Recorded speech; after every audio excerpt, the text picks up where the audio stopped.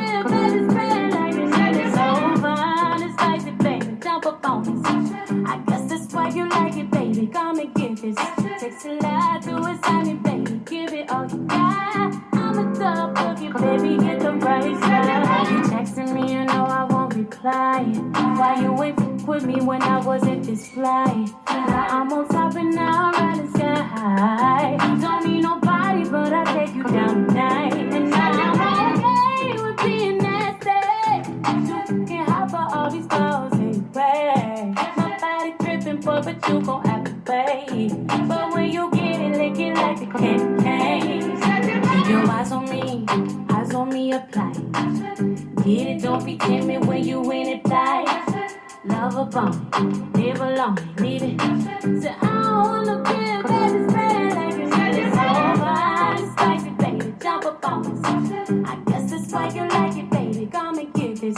Takes a lot to excite me, baby. Give it all you got. I'm a tough cookie, baby. Get the right side. Pop it, baby. Twist it, darling. Do it like you mean it, darling. Keep it coming. Ooh, keep it running. Leave it messy. Go ahead and live in it. Swim up in it. Pop it, baby. Twist it, darling. Do it like you mean it, darling. Keep it coming. Ooh, keep it running. Leave it messy. Go ahead and live in it. Swim up in it. Your eyes on me, apply. Get it, don't be timid when you really fly. Love upon, never long, leave it. Say I don't wanna be a baby spread like you need it. So fine, spicy, baby, jump up on us. I guess that's why you like it, baby. Come and get this. Takes a lot to excite me, baby. Give it all you got. I'm a tough cookie, baby, get the right spot. Yeah, yeah. Hit it, baby. Hit it, baby. Hit it, baby.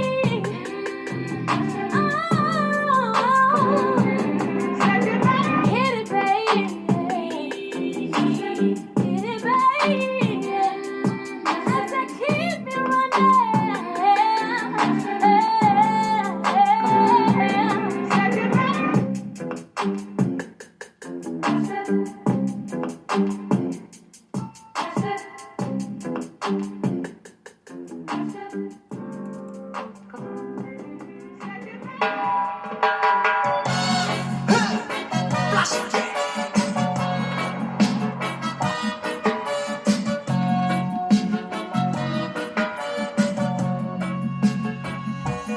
Stepping out,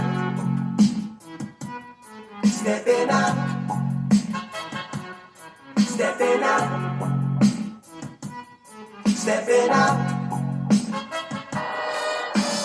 Open sesame, here comes Rastaman. Abacadabra, catch me if you can. I know you find it hard to believe that I am the genie of your life, and I can do anything you wish, but right now I'm commanding you to dance. Stepping out, stepping out. Oh, I'm stepping out, stepping out. Invisible music, beam me up to the cradle of sound. Rhythm and dance. You cannot see it nowhere on earth. And this reggae big town. I said, I know you find it hard to believe that I am the genie of your lamp, and I can do anything you wish, but right now I'm commanding you to dance. Rain down, rain down, rain down, brimstone, thunder and lightning, hurricane, ooh, cyclone.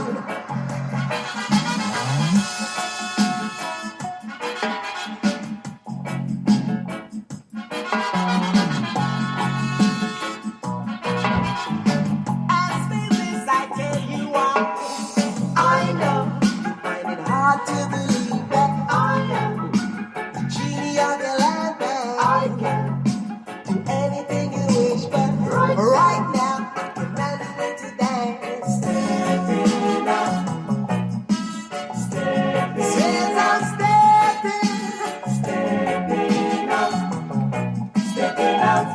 Since I'm stepping, journeying through the tunnel of love. Wisdom is respected, hatred is rejected. On the planet dread, I says it rains down. Climb a ladder is ladder, hearts are in your heart. Open sesame, here comes Rastaman. Abacadabra, catch me if you can. Open sesame, here comes Rastaman. Abacadabra, catch me if you can. Stepping out,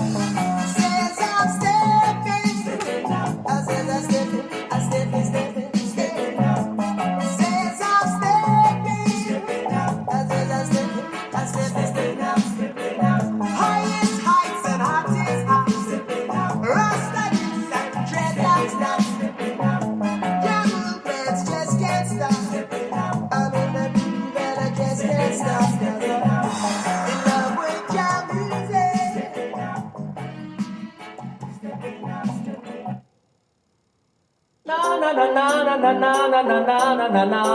Kill them with it now. Na na na na na na na na na na na na. Kill them with it, kill them with it, kill them with it head side. Kill them with it now. Just make a boy know you're not blow head side. Kill them with it now. No boy ain't got no secret for your wow head side. Kill them with it now. Just make a boy know you're not blow head side. Kill them with it now. Tell them say Vegas say so. Me want you skin your feet and make me see. If you're short from your phone, so you never tweet. You wanna freak, one man you keep. And they never get complaints, say you deep. You make your bow, you no answer to yo. One man assembly a show. Lift up your bro, make a guy know. Say if you move him blow, and sing again head side. Kill them with it now. Just make a boy know you're not blow head side. Kill them with it now. Make a boy know you wanna puppy show head side. Kill them with it now. Just make a boy know you're not blow head side. Kill them with it now. Tell them Vegas say so. Me want hear you scream. If your mouth clean, no man never rub your heat in no ice cream. You no smell green like Charlene. You will appreciate have a healthy hygiene. Come assuming while you keep blooming like a pretty little lily at the morning. You're not rolling, pressure them darling. When you're rising, them keep falling. So sing again head side. Kill them with it now. Just make a boy know you're not blow head side. Kill them with it now. No boy can't take a you fit papi show about head side. Kill them with it now. Just make a boy know you're not blow head side. Kill them with it now. Them not no secret for you. And sing again head side. Kill them with it now. Just make a boy know you're not blow head side. Kill them with it now. No boy can't take a you fit papi show about head side. Kill them with it now. Just make a boy know you're not blow head side. Kill them with it now. Tell them Vegas say so. Me want you scream, rock out, wind up your body. And in the ear car you wanna ray. Once you fall out, can't talk on the bed. And the boy might you no DJ. And sing again head side. Kill them with it now. Just make a pump, know you're not blow head side. Kill them with it now. No boy can't take a you be papi show about head side. Kill them with it now. Just make a pump, know you're not blow head side. Kill them with it now. Tell them Vegas say so. Me want you skin your teeth and make me see it. If you're short from your bones, so you never do it. You wanna freak, a one man you keep. But you never yet complain, say you're deep. You make your bow, you no answer to yo. And a one man assembly a show. Lift up your eyebrow, make a boy know. Say him be moving blow, whoa. Head side, kill them with it now. Just make a boy know you're not blow. Head side, kill them with it now. Make a boy know you wanna puppy show, head side, kill them with it now. Just make a boy know you're not blow. Head side, kill them with it now. Tell them Vegas say so. Yes. Good morning, and welcome to Shop Talk with Mel. Can't play the music while when you go live on social media. So y'all didn't get the opportunity to kick it with me this morning. Well, I am going to start with the Shop Talk question of the week. And that is, if you ask someone out to dinner, do you or are you expected to pay? That's it. If someone asks you out to dinner, do you expect that person to pay? Question. Hey, good morning. Couldn't play the music because they'll flag me. So sorry about that, guys. Sorry for being late. So that's the Shop Talk question of the week. If someone asks you out to dinner, are they expected to pay? I want to know what you think. You got to call in 619-902-2287, 619-902-2287, and it's going across the bottom for my social media people. And for those that's listening out there, that is the number. I want to know what you think. Now, we got some hot topics here. Now, these hot topics is probably going to cause a little bit of an issue. But I'll tell you what's happening.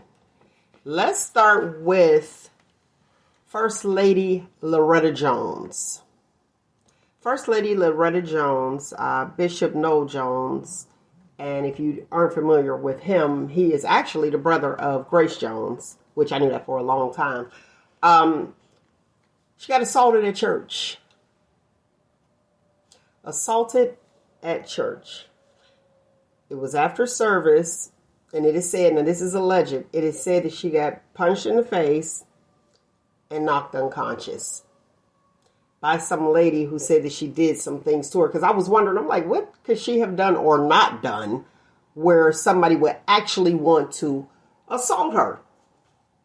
Well, here we have it. I guess the lady was saying that she gave her daughter cancer. It's just a whole bunch of extra stuff. But here's my thing with this. And so, automatically everybody's looking at mental health, mental illness. Yet this lady has been assaulted. So let's look at this and dig a little deeper. Are people assaulting people or doing whatever it is that they want to do in the name of mental health? Now that's my question right there. And then I'm thinking, you have, security that will actually secure, air quotes for the listening audience, secure the pastor and make sure that he's protected, when you have the first lady just sitting out there like, whoa. So what would you do in that case? And are you okay with people doing things and acting certain ways in the name of mental health? Now, don't get me wrong. I do believe that there are people out there that suffer from mental health and everybody has yet to be diagnosed. However, I'm just really not feeling it, because you have so many people that's like, oh, okay, well, I'm just going to do what I want to do and there will be no repercussions because of mental health. But to just punch this lady in the face for no reason or reason, regardless, at the church is no place to just go and just haul off and have that lady unconscious. Now, she waited to marry Bishop Noel Jones all this time. She done laid low, and then finally he marries her, and boom, she punched in the face. Funny, not funny? Okay. First thing that jumped to mom's side in my mind was the definition of on site. Okay, now that definitely would be an on site. So I missed the it was of it. She just came in after church and she just punched her in the face. She wasn't expecting and it. She blamed it on mental illness. You know it. No, you can't see right through that one. Let me tell you, I couldn't see right through it because she posted on Twitter and she thought it was funny. No. Here's what happened. Turn with me to the book of Nathan. She got jealous because her sneaky link got married. She punched the girl. Sneaky link said, hey, I'm going to stop paying these bills. You can't be acting up like that. All right, Daddy, I'm sorry. Mental illness. And want you to buy that. I'm sorry to blow his game. I don't think so, because if you see her, you'll be like, even though it don't matter, because we already know that men who say they are not into certain people, that's usually who they cheat with. Boom. And I know you're going to be like, huh? What? What? You know it, though. Most men, right or wrong. See, here we go back to this. See, you done took it to someplace else. Most men, when they cheat with what they say they are not attracted to. Well, I have no idea what that would be about. So I'm going to... Fine. You're fine. Go ahead. Just have a seat. Yeah, fine. Have a seat. But it's the truth. But like, oh yeah, I ain't even into... I used to hear this all the time. Different guys be like, oh, I'm not into that. She got 5 kids by 5 different baby daddies. And I would never talk to her. And that's who you kicking it with. Oh, I'm not interested in light-skinned girls. And that's who you kicking it with or cheating with. Into. When you say define into. Define into. There you go. That's the issue. All right. Okay. Let's deal with this Shop Talk question of the week. The Shop Talk question of the week is: if you are invited to dinner, is that person expected to pay? What kind of dinner? Out to dinner? Out to dinner, not inside. Out to dinner. If somebody invites you out, are they expected to foot the bill? I would think so. I mean, mean, this ain't no date or nothing, but I mean, we going to eat. You're more than welcome to come. Versus, see, that's not it. Well, I guess it could be an invite, but there is the condition. Well, I guess not even a condition. You just said you are more than welcome to come. It's hard. That's hard for guys because we're always expected to pay. So I don't know how to look at it. I mean, if we're friends and you be like, "Hey, let's go get something to eat," I'm broke. I'd be like, nah, man, I'm broke. Oh, don't worry about it. I got you. It ain't, hey, let's go get something to eat. And then you expect me to pay for it, unless we, Okay, so everything has to be stipulated prior to.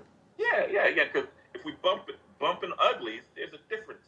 You know what I mean? Well, what's the difference? I'm bumping uglies. So you pay? Come on and tell the world. Yeah, as a man, yeah. Okay, so be like, hey, let's go get something to eat. I think that even if it's a female, if you be like, hey, let's go get something to eat, I would think that she would be the one to pay. Am I right or wrong in this? I would like to find her.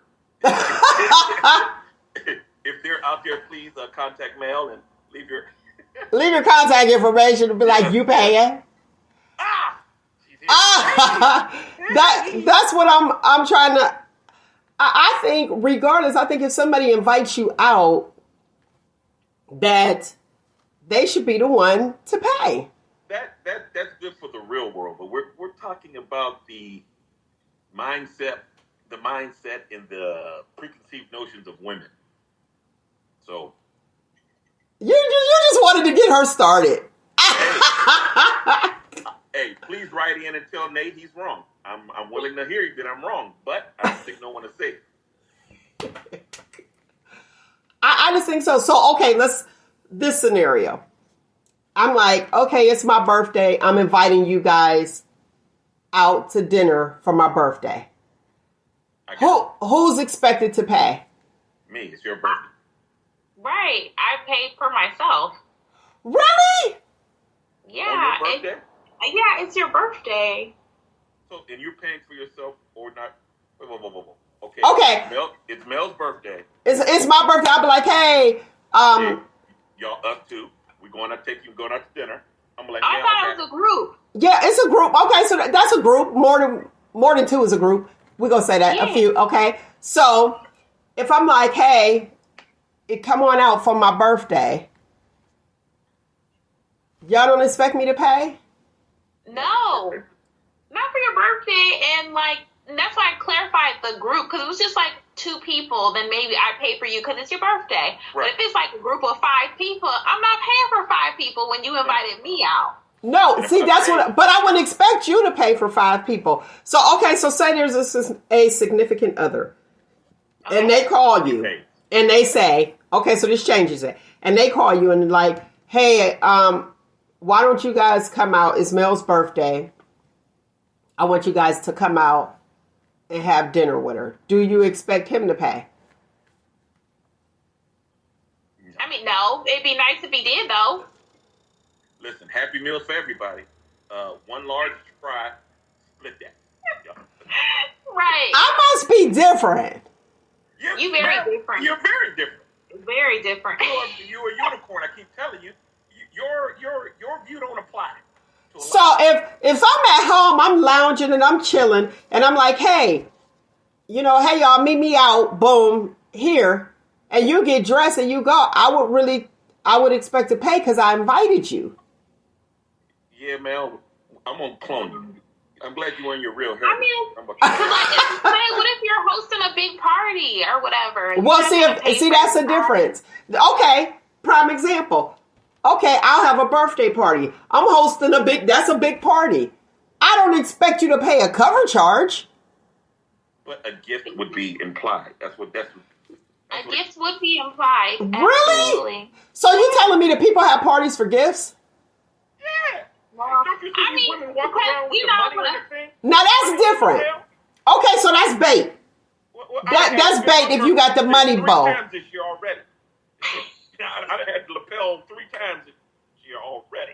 Would you say, like, I done put this on you? Your birthday all weekend? I remember my other cousin told me that. He was like, now you wore that My birthday's quarterly. My funny. birthday is quarterly. But that's just a suggestion. The money bowl or whatever it's called is a suggestion.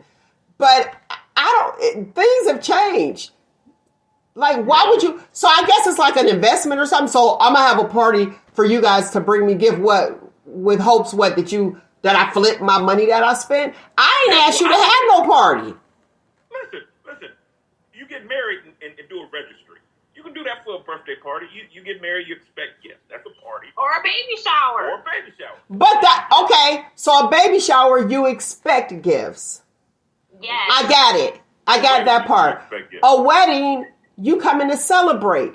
A birthday, you're coming to celebrate. Baby, listen. If for a wedding, I hope to get gifts.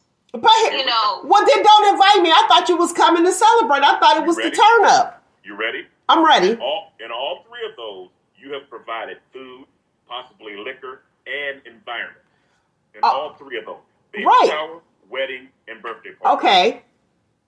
But here's the thing. It's come celebrate with me. Exactly. And I feel like no one gets what they invested in the event back in gifts. So I definitely don't think people do it to flip their money.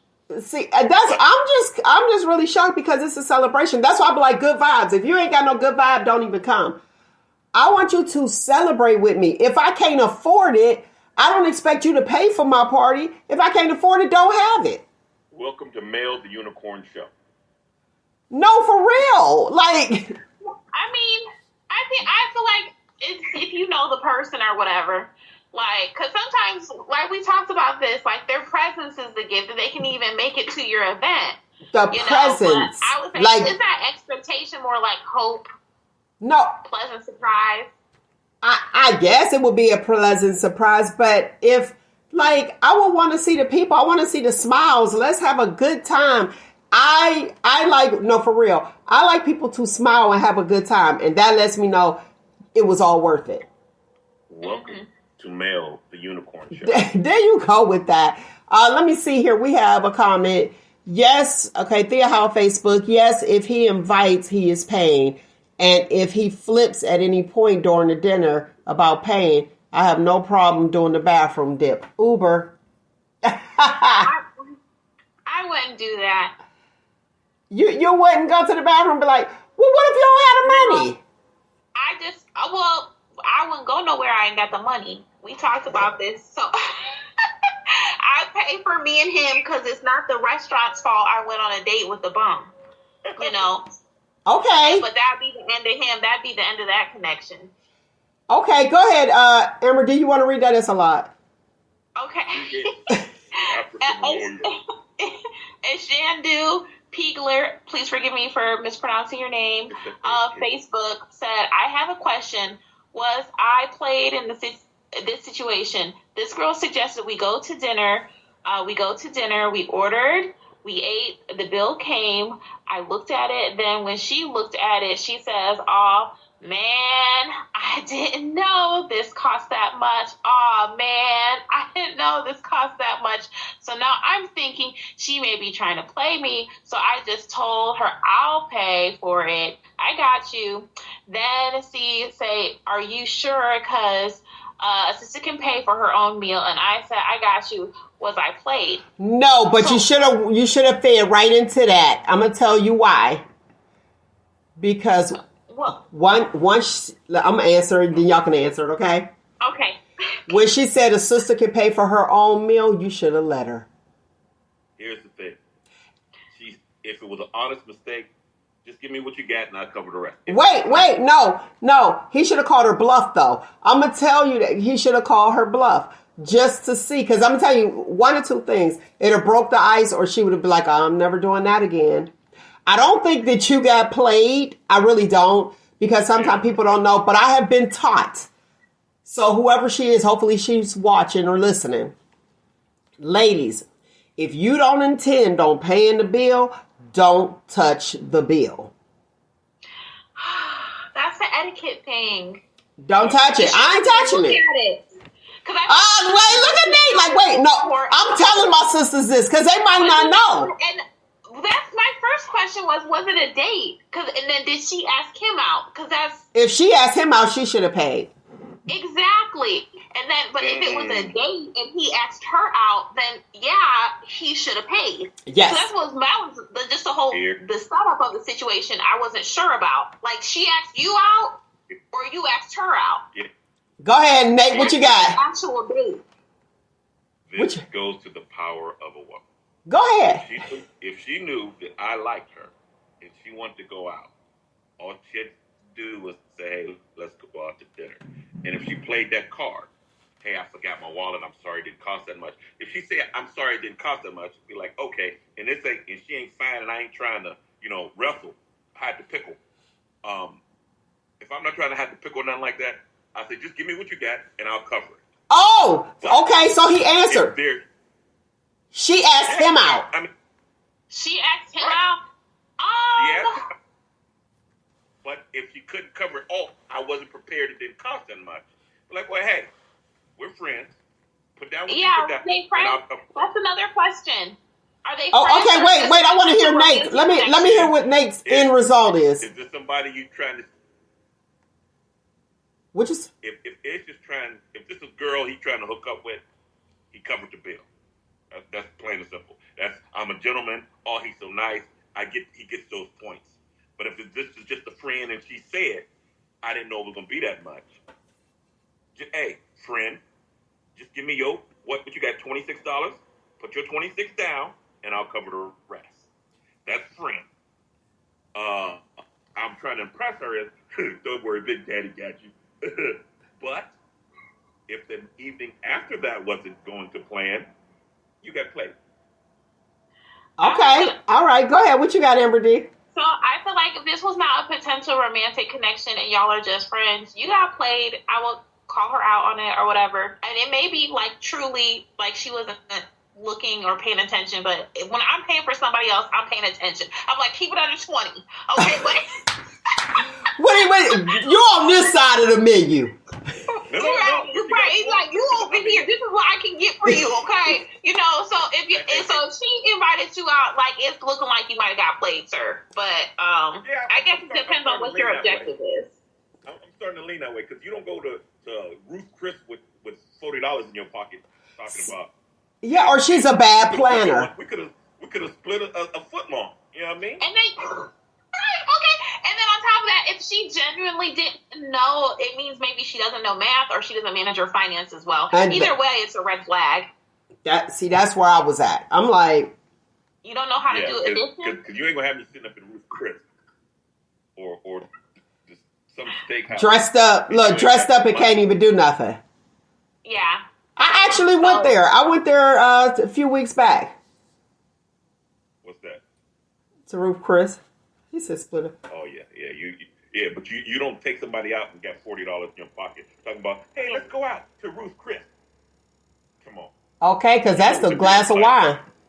You know what the bill's like. Yeah. So the conclusion is you got played. You probably got played. You got played. Yeah. Yeah, don't do that. It's leaning towards play. Yeah, it's leaning towards play. But what if he didn't have it? That would have been foul. But and like I said, if she genuinely just didn't have it, she didn't think of it like I said, red flags. But she also said a sister could pay for her own meal. I'd be like, well, handle that since you invited me. Hey, she's talking all this mess after the fact. She's in her house behind the closed door. Now she want to talk mess. He didn't have paid the bill. You know what? Sister can handle her own stuff. Already paid the bill. You ain't got to go there. It's like, I want to fight, and I'm real bad when I'm in my house behind the locked door. Y'all see the two dogs in the fence? You can see the two dogs in the fence barking at each other as soon as the fence open. They shut out and shut up. That's what she did. All right. See, I think whoever does the invite should be responsible to pay. Now, whoever suggests is different. See, a suggestion is very different. Like, oh, I'm hungry. Da-da-da-da. You feel like see, that's the difference. And then they're like, oh, yeah, I'll come pick you up. I'll take you out. Then that's the suggestive. question was read, she wanted to go out. So she chose Ruth Chris, and she knew she had $25 in her purse. So guess what? Now, if you say I'm hungry, let's go out. Yeah, well, my finances get you a Happy Meal. So Mel, right? And I feel like when it comes to like your girlfriends and stuff, if you're like, oh, I'm hungry, oh, let's go out to eat. You should be like, man, I got $10. That's what I can do. Or, But listen to what you said though. Listen to what she said. Let's go out to eat. Right. And she knows that he has more than $10 in his pocket, and she also knows that she only had 78 cents in her pocket. So instead of going to split a foot long from Subway, she's gonna be like, I feel like Ruth Chris, man. And that all goes to the power of a woman. Because guess what? Ish, being the African warrior and being the man that he is going to step up and be like, Big Daddy got it. And hopefully that will give him points. If that role was reversed, it'd never happen. Okay, so let's see. We got a follow-up. I love this. Thank you. I just ran into her a few days ago. She suggested we go again, but I didn't confirm nothing. Don't do it. No. Don't do it. Ask her, be like, who paying? Whoa. I hate to be craft, but if there's no skins involved, ain't no ends involved. I mean, and to put it in a not crass way, you could just say that you're looking for a romantic connection, and this seems more platonic. So you're not interested because you are pursuing a romantic. If somebody said that to me, Amber D, if they said it just like, I would be like, wait, I ain't going. I'm not going. You look up. You trying to. I don't even want to go. Nope, not going. My homeboy said it's two things undefeated. He was like, PU, coochie, and the internet. That's what he said. So he was like, I laughed so hard. I was like, oh, you about right. And let's see, Derek Clark of Facebook said power of a woman is a bad MF. Yep, it is. And y'all study want to be strong. When you're powerful, I don't want to go off subject. Thank you. Woo-saw. Okay. All right, I had to block a user. That's not what we do. We don't advertise ourselves. Go ahead, though.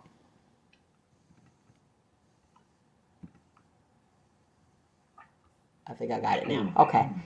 I been eating my mouse. I'm old school. Okay, Thea D, how I would like to know the exact wording she used when she asked you out for the first time. That's funny. Derek talking about get somebody else to do it. Real talk. But I really feel like that is, it matters who invited and how you invited. If I be like, hey, Nate, let's go, blah, blah, blah, blah, and I didn't follow up with I got you, that's just meet me out here. Or you be like, meet me out here. Let's go here. Meet me out here real quick. You be like, I think that it depends on the two people. If me and you are trying to kick it, that's different. If me and you are just friends, that's different. If we family, that's different. So it comes down to who's talking, who's doing what. Like, me and you are cousins, man. Hey, man, I'm hungry. You want to go grab something to eat? No, we're going Dutch, man. Forget you. But Amber, I'm trying to get with Amber. So I'm like, yo, would you like to partake in some vittles? Yeah, y'all got. Don't worry. Big Daddy got it. I got a coupon that if I buy one Big Mac, the other one's free. So, I mean, I got you. You can get all the ice in it you want. Verbiage is very important. And from to, who it's from and to, I think. I agree. That's why I asked, like, was this a romantic thing or is it a friend thing? Right. And it sounds like it was the first thing, because I remember when, for my birthday, it was a surprise for me, and I was there and all my friends were there. Some of my friends were surprised that the bill was paid for. But yeah. To me, that's it. Would you say? Unicorn. No, but look at that. I'll be surprised. Hey, Amber. Mel, she's a unicorn. She just don't understand. If it's somebody's birthday, that's it. I'm still gonna be me. I'm not gonna have a party expecting gifts. Thank you if you bring a gift, and if you don't, just bring positive energy. Now, if you're a stick in the mud or a Debbie Downer, don't come and be around me. And if you know me, you can't even come to my place with that attitude, because I'm gonna say goodbye. And I have another relative. I'm gonna tell you, I picked her up. We was going. I don't even know where we were going. Somewhere. We was taking a road trip. I was like, just a different scenery. I was like, I'm gonna come pick you up. Okay. Ninja got in the car and was like, I don't like I pulled, listen, when we reverse, I put the car back in drive. I was like, get out. Like, I'm not about to do this. Well, what I've learned today is I'm going to be happy around Mel because she's going to pay. You crazy. But I'm for real, happy energy. Like, that stuff is for real. You don't want to be surrounded by, like, Debbie Downers, stick in the muds. And if somebody really want to be there, I'm going to share this real quick, because when you guys were talking about that, having a party, having a wedding or whatever, you think that you would go just to celebrate. But when you are there, some people are Debbie Downers, that they're there just to talk about it. Why did you even come? Because I needed something to talk about. My life. They're bitter. To talk about. So I want to talk about you, and that I don't believe you wore white. Oh my Lord! Did you see that big girl's dress with the back out? I need something to talk about. So I'm going there for me, not for you. Yeah, I agree. And I feel like when people do that, especially that's too taboo. At a wedding, it's so nasty spirited. But on the flip side, but you feeding these people. Like you celebrating and you're feeding these people, and they're not really happy for you. It's like, don't come. And I want to say, what about I feel like you should have good manners and fake it and smile. Like, you go somewhere and the food is terrible. Like, you go to an event and the food is garbage. Okay, whose fault is that though? Okay, and it's 2 hours late. Okay, but whose fault is that though? That's not the bride and groom. You want to make them happy. They know the food was late or wasn't good. You know what I mean? They probably like, wow, but they still want to be happy in that moment. And another thing I want to add too, when people go certain places, you're good energy people, and not all the time, so don't take it that way. But there's some good energy people out there that feel like, well, I don't have a gift to give, but I really want to come celebrate. That's who you really want to be around. But you know them people. You feel good energy. Right. You know them to know that they have good energy. Right. But they won't come because people like y'all talking about bring a gift. Well, now that you have to bring a gift, your presence can be a gift. But people don't think like that. We live in a monetary world, a material world, and I'm a material. Oh, I'm sorry, wrong song. We don't think like that. You know what I mean, Mel? I mean, that's very beautiful that you think like that. But if we don't know you think like that, I'm just like, oh man, I ain't got. Maybe these $2. If I can get a card, put the $2 in, should be cool. But if not, I can't make it. So I mean, it's all in your. That's why your circle is so important. I know my circle, so I know he's there. I know what that's about. I know what that's about. I know what that's about. And I travel in my circle. Now, outside of my circle, if you come in a freeload, okay, you got me, whatever. But guess what? Good or bad, you'll be talking about it. Good or bad. You can talk about Nate bad, you can talk about Nate good. Both ways, you're talking about Nate. And my circle knows Nate. So Nate is out here selling, fitting all about a kilo. And you be like, yeah, okay. Mm-hmm. Or Nate is a great guy, who's amazing person, and great intellect. And I'd be like, yeah, Nate, I know. Nate is not selling drugs, people. Just put that out there. Amber, do you want to read the comment? So Derek Clark of Facebook said, one thing you can't fake is a vibe/energy. I believe that 110%. I do. I believe that 110%. But me, if I invite you, I'm paying. Now, if you invite a +1, you got your +1. Because I don't have that person. Hey, Mel, I'm kind of hungry today. It got to be 3 o'clock. I got stuff to do. I'm like, it gotta be 3 o'clock. I got stuff to do. All right. What about, we talked about Bishop Noel Jones' wife. Pimp player hustler. And Loretta Jones, where she was assaulted at church after service. Somebody just came up and just busted her right in the face. Y'all got to see through that. Golly, I see through that. You see through that? But the lady looked a little strange. It looked like some people are a little weird though, and envy is something. But as DC and Ish, the strange ones are usually so don't sleep on the handicap. You know what? Speaking of that, let me tell you what's going on. I mean, not the handicap, but the American Disability Act. You do realize that their emotional support animals in certain supermarkets, they're banning them because they said it does not fall under the American Disability Act. So I get it. You can't take your pets into certain supermarkets. They like, no, get out of here. Sorry. I get it. I'm with that. I don't need pet here in my ice cream or at the meat bar. I'm trying to get a pound of slice. I got feedback. What's happening? Is that the wind? That's you. That's me. I don't hear nothing now. Hold on. Marco Polo. Is that me? I feel like it's gone now. Okay. It's doing what it do. But anyway, it's not that bad.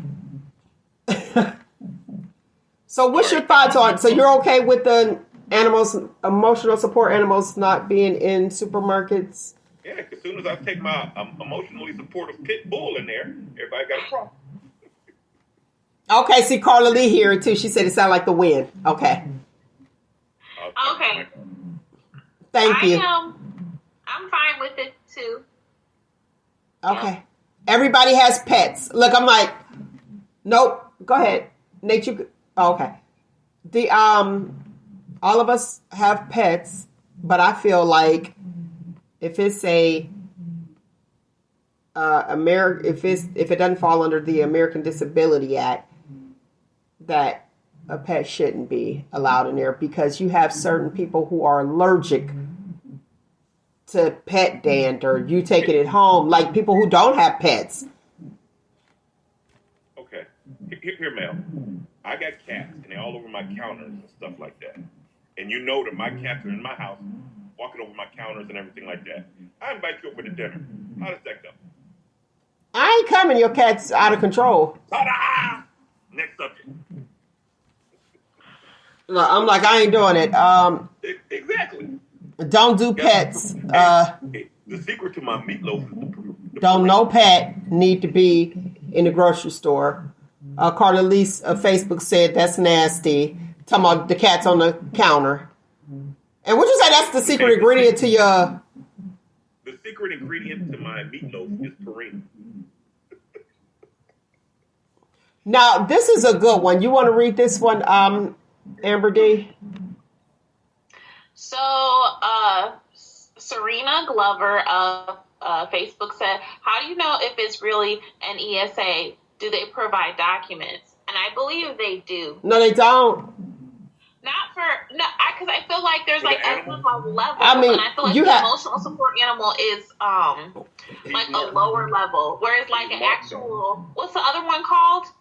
Where it's like for 88 American Disability. When it falls under that, you actually have a card. Right. The emotional support animals, you have a doctor's letter. You have a letter from your physician that says that. I'm not okay with being at dinner with nobody because y'all just pay for that meal. How about, there you go. Go ahead. Whoever invite whoever, go out there. If somebody come in with a pet, you are win-win. Tell them you got some dog hair in your meal and everybody eat free at Ruth's. I'm taking my emotionally supportive pit bull to dinner with me. You taking your pet, your emotional pet bull? Your pet bull is yours. Like emotional support animal. Like, hey, well that's it. Some places are like, no, I'm not doing it. And they're stopping it. They're putting a stop to it. So if you don't have a card And look, they carding you. You and your pet cannot get in. Did you hear about Tyler Perry? The deal fell through with the BET purchase. Well, I did hear about that, and to me, and other people have mentioned it, it sounds like a black tax, even in the upper echelons. And I'm glad he, stayed firm and backed out, because I think it was unfair. And he could start his own network like Oprah Winfrey, and that would be better. I literally have not watched BET since I was a teenager, because that's when it really started getting to be coonish. Like, BET really was like a minstrel show channel, and I just couldn't watch 98% of their programming. Here's the thing. You can't, media is what controls everything. If we get our own media outlet, and Tyler Perry's a Christian base, and he has standards. We can't have you coons learning standards. We can't have you listening to things and positivity. Think of the rap music they play on the radio today. That Tyler kills all that. I mean, if he had that type of power. You know what I mean? But he can, because look at Oprah, and I feel like her own content is much higher quality than BET. But here's the problem. They don't even execute. Look, they're growing, they're learning something. Quick, release the new Jordans. So they don't want us learning. See, go ahead, you can laugh at that one. That's real. I won't laugh. You're laughing. The real point about it is, as soon as we have access and we start building our own way, they don't shoot anymore. They just say, hey, release the new Jordans. And it's sad, because Tyler's studio is bigger and better than any studio that's ever been there. He has the biggest studio. I think his studio can fit everybody else's studio on his. That's scary, because that's power. We don't need Hollywood no more. We can do everything ourselves. But as soon as we start showing unity, quick, release the new Jordans. And it throws everything awry. So, I mean, I when Tyler got it, I was like, whoa, that's a big power move. Well, they even threw in VH1, so I'm with Amber D on that one. Nobody's really watching cable anymore. Everything is streaming. Streaming is what's winning, and regular television programming is honestly not even giving you correct content. Honestly, think about it. You're looking at. The same thing happened with Bill Cosby when he tried to buy ABC. Here's the thing. Byron Allen, they stopped Byron Allen. They said, hey, if you buy this for all the money he had, he was about to buy it. It's like, if you buy this, we bring slavery back. And he was like, no, you can't do that, but I'm buying it. And they bumped Byron Allen from buying it. With that type of power comes anything. Do you understand? If Tyler Perry got VH1, BET, and all of that, there's no more Housewives or nothing. So I would be glad, because I wasn't big on the reality TV. Me too, because I got a granddaughter that's growing up with that type of television. She ain't watching the Cosby shows or My Wife and Kids. Programming. Housewives. So if we take that out, you know how much us as the people will grow if Real Housewives was not on the TV for our young girls. Well, I feel like if Tyler got that, I gotta wait, Nate. I got a whole lot of interference. Are you walking or something? I was preaching. You didn't hear my sermon? I didn't, because the wind is constantly going, and it's like really. I can hear it. I can hear his sermon. You can hear his sermon. Yeah. Can the people hear my sermon? The people can hear your sermon because they commenting. Right. So if you take that outlet away from everything else, and if you're not listening to the Real Housewives and the stuff that's on that's feeding our children is gone. You've elevated us as a people. And if Tyler would have gotten PET, it's just like you're giving us chitlins, and it's not good for us. So Tyler's taking these chitlins away, and he's going to provide you with something that's, I don't know, ain't going to be vegan, but it's more healthy for our children than the garbage they see. I was at my hotel, fell asleep, and I woke up with Real Housewives or something. And I couldn't believe what you're watching. I couldn't believe it. But guess what? Women up to these. They are not the standard. speed nowhere near anything, but they're yet a standard. You take BET and VH1, Tyler, if you got that, they're gone.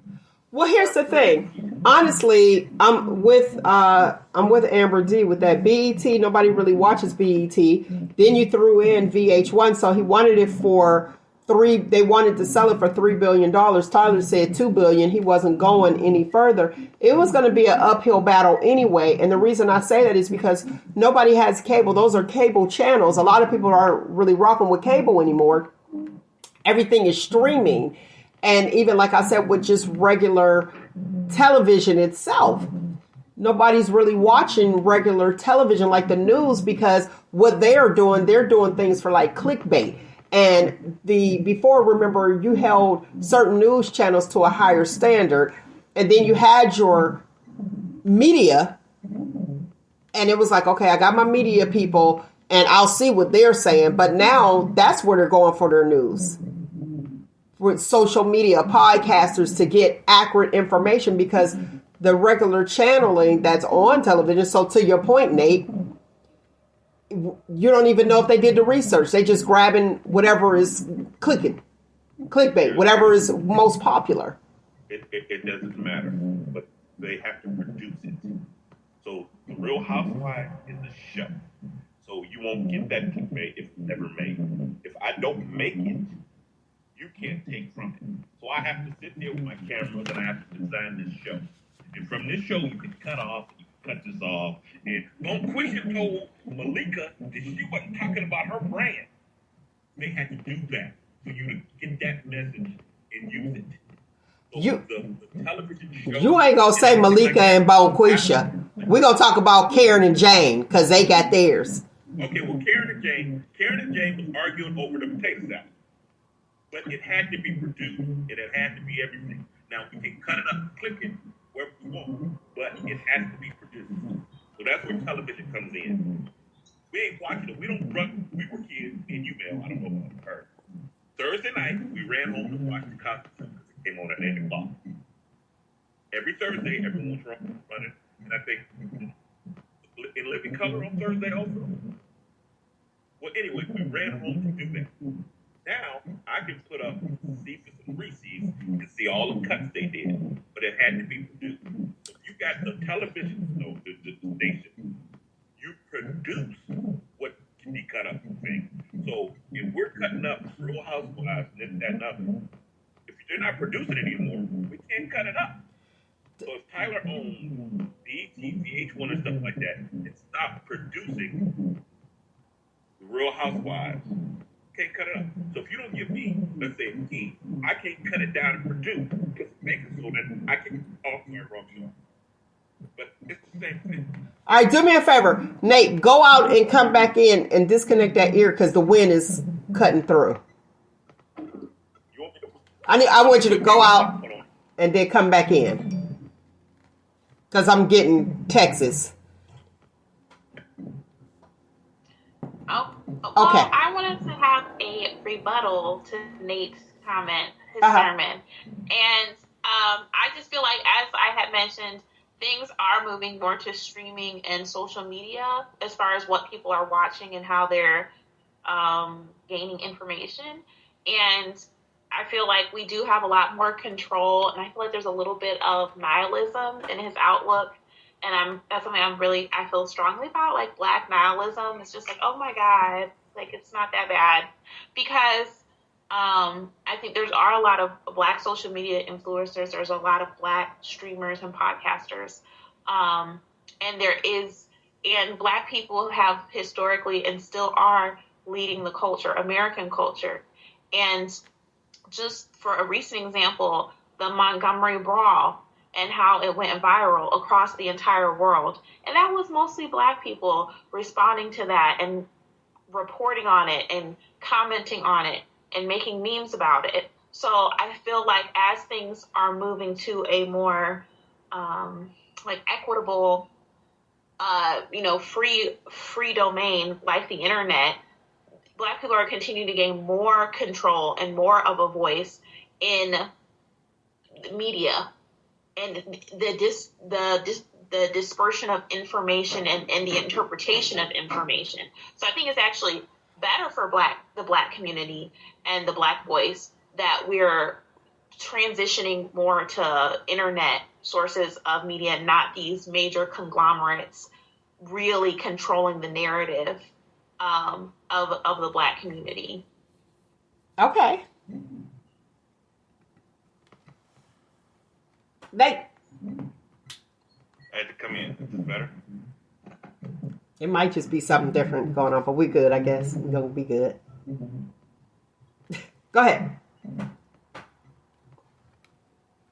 You good? I still hear it. Me too. Let's see. Yeah. It might be here. All right. Larsa Pippen. Larsa Pippen and Michael Jordan's son are supposed to be getting married. Go ahead. God bless him. Yeah. Good luck. You know he can get them. A younger mom. Oh, absolutely. That's not the point. I think that, she's moving as a woman, and I respect her hustle. I like that. She seems like vicious, frankly. She seems like a man-eater. So, I guess good luck to you men out there. I don't have to worry about it because I don't think she's a lesbian, but yeah, good luck to him.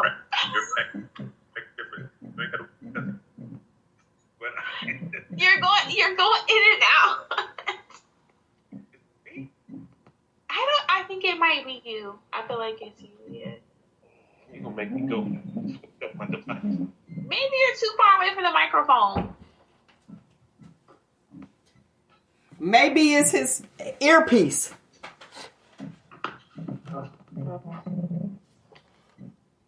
I just got me a keyboard and everything like that. I don't know. We'll figure it out. But let's see. Oh, that's funny. So Salvage of YouTube said, my attention span too short. Let me listen again. Here's the thing. And Derek Clark, Facebook said he wants a cougar. I feel so bad for Anita Jordan. I feel her pain. Because I feel like she's trying to win. But in this case, she protected her bag. And they always said that, a slow dime is always better than a fast nickel.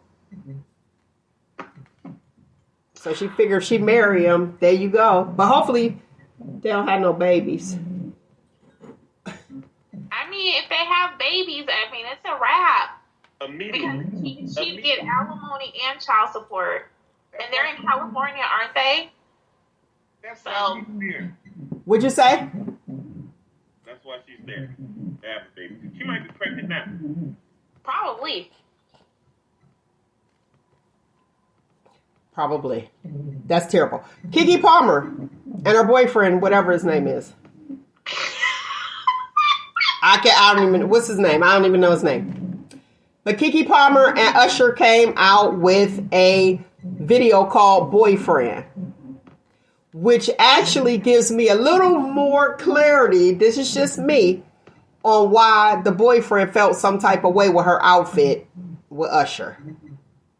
Because like I know, it take a little bit longer than a few weeks to come out with a video. So maybe she was in his presence anyway. They had this video, so they was having some conversation at home. And then she goes and sees him in concert and and he that's team too much. It seemed like business to me. Like the video seemed like business. It seemed like they were trying to capitalize off a moment. Yeah,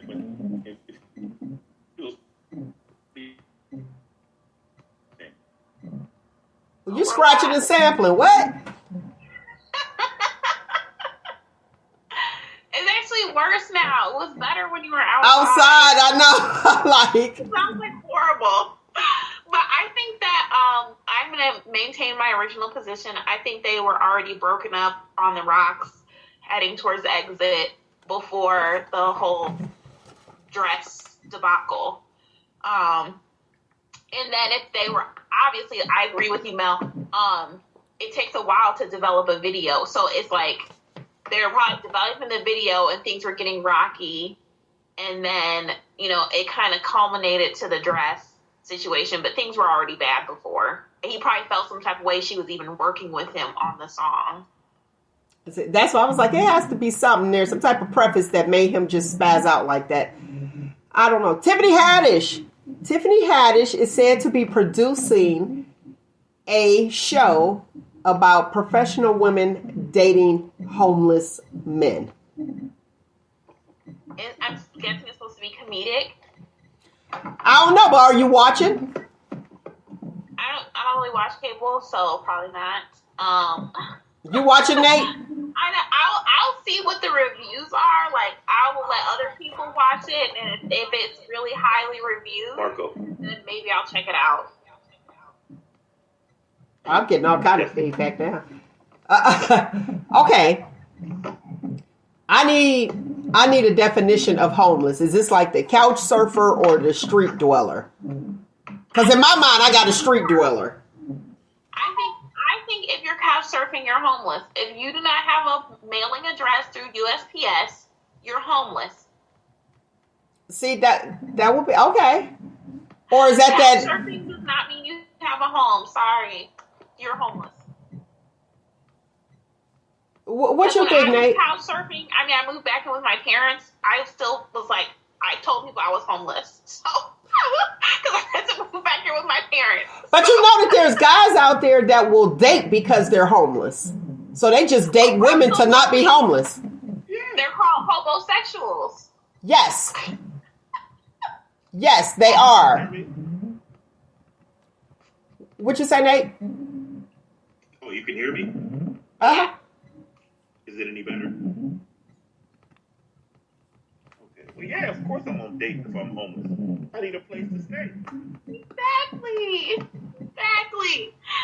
Well, a lot of women don't know it, or they don't want to acknowledge it. They don't want to accept it. But men will date extra hard when they're homeless. Oh, yeah.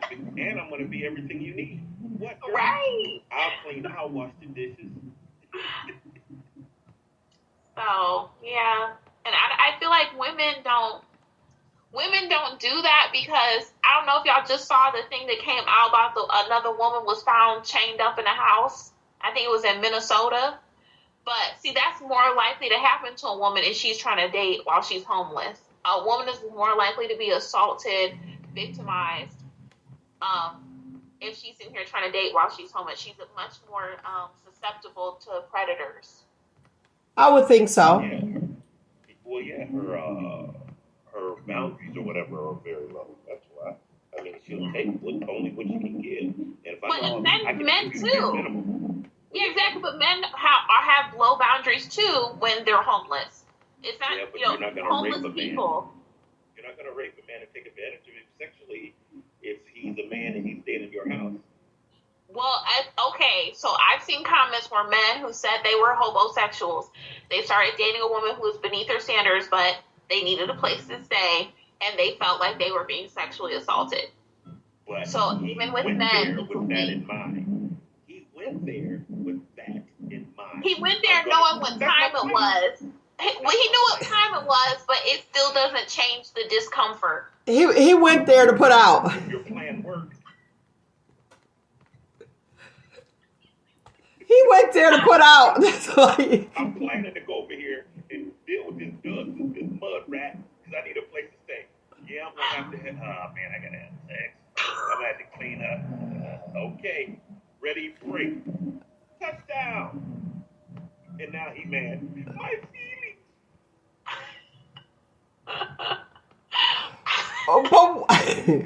But that's tacky on your part. So y'all trying to use her for a place to stay. I'm like, okay, well, I'm willing to give myself. I'm willing to hold for a place to stay. Right, but you want to judge women for doing the exact same thing. Because the comments I read, they were like, it was an older, heavy-set woman and she was looking at him like a piece of steak, and she was aggressive. Like Rasputia. Right. That's how it usually happens for a man. So he has to deal with Rasputia. On the other hand, if you've ever seen the movie Set It Off, the part I'm talking about is, I'm in a bind, Nate. Come on, I'm in a bind, Nate. And she did not want to do that. She did that for her brother. But her plan was to get with. Listen, Emmitt Smith is a decent running back. I can't hear He you. had to run Talk the up. play. He had to run the play that was called. So if this is the play to get to the end zone, I have to run this play. So guess what? She didn't want to do that when she was in a bind with Nate, but she knew it would get her in the end zone. Yeah, she was sad when her brother got killed and she did that. It's terrible. Yeah. Terrible. She was in a bind, Nate. All right, what about the bus aide that hit a student back? I can't remember where it was at. It was a student attacked the bus aide, and the bus aide gave it to him. But the bus aide, it wasn't a closed fist, but the bus aide gave it to him, and then one of the children was videoing, was like, "You can't do that, he's a child." He wasn't a child when he hung at me. Yeah. See, that's where I was at. I see it's, to me, I felt like it was entitlement. I said, here y'all go. And a student's video, and like, you can do whatever you want, but then you're going to video me like it's a child, so I'm supposed to get beat on? Right. Yeah. I thought you were going to talk about the bus aide that allowed that special needs child to die and strangled by her seatbelt. No. You know I try to keep things a little light and not like that, because that was so wrong and it's heartfelt. But you could go ahead and talk about it. You got it. Oh, okay. Go ahead. You said the bus aide. I said, oh, that's the only bus aide story I heard. But basically, she was on her cell phone, not doing her job, not watching the children. It was a special needs bus, and the child ended up strangulating herself on her seatbelt. She was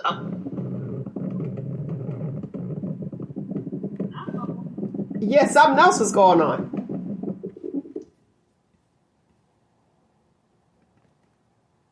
Yeah, something else is going on. Okay. Now everything's clear now. Okay. Fixed it. Go ahead. Go ahead, Amber D. So what happened? I think that at this point I think the family's trying to sue maybe. Sue either the school or the bus company, and I assumed that she was terminated, the bus aide, and that's the last I've heard about that case. And a lot of bus aides are on their phone. A lot of people are on their phone in jobs, period, and it's like, hello, what's happening? So with that being said, we got to get off our phones. Now, Chris Tucker is doing a comedy show. And you are not allowed to bring your phone into his comedy show. What's your thoughts on that? You going or no? I mean, I don't really go to comedy shows, but I feel like a lot of concerts and stuff do that. A lot of museums. There's a lot of venues where they don't want you to have your phone. So I don't think that's anything special or unusual. Here's the thing. If I got a joke to tell, and I got people paying to hear me tell a joke, and you done stole it and put it out there, I'd be like, yeah, I heard that already. I don't need to go pay for that. So you messing with my pocket. No, you ain't bringing no phone in there. Man, everybody with their rights. When the world becomes all about me, nothing else matters. And see, and that's where the problem is at. I want to read this though. Cherie Childcare, she said, right, like here, you put your cell phone, her workers put their cell phones in a basket. We are hands-on around here. I can appreciate that, because if I take my child to a child care provider, I don't want you on your phone. I need all eyes and hands on my child to make sure that everything is fine. So thank you very much. Shout out to Cherie Childcare. I appreciate you for watching this Saturday. Like, that's where... You good. But, I mean, if those are the rules, that's part of the job description. Okay, but watch this. Now we know, so that's cool to go like that. That is. And he wants you to leave it in the car or you can't come in. Now, you have things like this. This is my cell phone. Okay. You see that? I'm going to pull it up, zoom in for the people. Okay. You see it, Nate? What is it? That tells me what my blood sugar is. It's connected to my phone, though. Well, here's the So thing. I can't go I can't go. Or you go to them and say, hey, listen, this is a medical thing, blah, blah, blah, blah, blah, blah, blah, blah, blah. And they say, okay, well, hey, listen, until you have to check, we'll keep it at the desk and be like, hey, Mel, you're running hot. Put some more antifreeze in. Where is your lights at, Nate? And see, but you know what? But listen, that was perfect because that's a prime example of what could happen. So I don't know. And when you are excited and having a good time, blood sugar drop, I'm not alerted because I don't have my phone to alert me. And I don't realize it. Then lights out, I'm on the floor. So those are the different things. And I get it. I understand how people don't want you to record or anything like that. But then what if something happens? How often have phone recordings save people's lives? How often, like the Montgomery Brawl, we wouldn't have never known anything about it if we weren't there. That was a very proud moment. If it was not recorded. So I get some of it, and I understand what he's saying, don't record me. And I just think that maybe people need to watch that if that's going to be the case. But I really think, honestly, another thing added, he wants you to enjoy the experience and not be on your phone. I don't want you to leak or leak my show. I got 12 other cities lined up. Right. Everybody already seen it. Right. I mean, and Beyonce, her Dubai concert, that's another great example. And she's well known for like asking people not to have their not to record her performances. Not to record it. Mm-hmm. So I don't think it's unreasonable for him to expect that or ask that. Okay. Blindside. Michael Orr said it was a fraud. I In my hope words. the truth comes out. I don't know why they asked or why it was granted his conservatorship. If you know what I'm saying, because it makes me think of Britney Spears.